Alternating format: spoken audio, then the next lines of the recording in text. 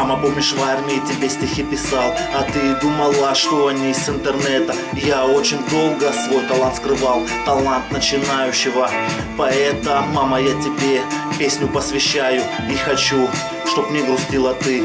Будь всегда веселой и счастливой, чтоб рядом с тобой всегда цвели цветы. Время пролетает быстро, я расту. Уже 24 года я тебя люблю. Я нашел себе девушку, обещаю жениться. Подарю тебе внуков, чтоб могла мной гордиться. Я знаю рэп, ты не любишь слушать, но я как Стас Михайлов не пою. Зато моя родная мама, я очень сильно тебя люблю. Все, что происходит сейчас с нами, мы как-то странно делим все напополам. Если радость, то празднуй с друзьями, а с бедой приходим к матерям. Это неправильно, хочу я вам сказать. Надо маме как можно больше время уделять, дарить ей цветы, делиться новостями. Ведь это же мама, она всегда с нами.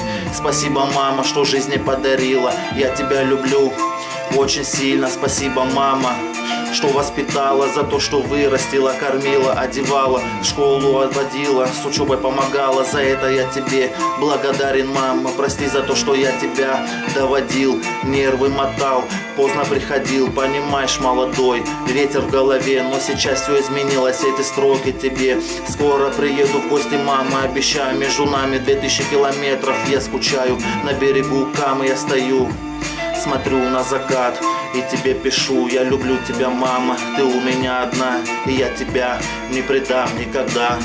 Спасибо, мама, я тебя люблю.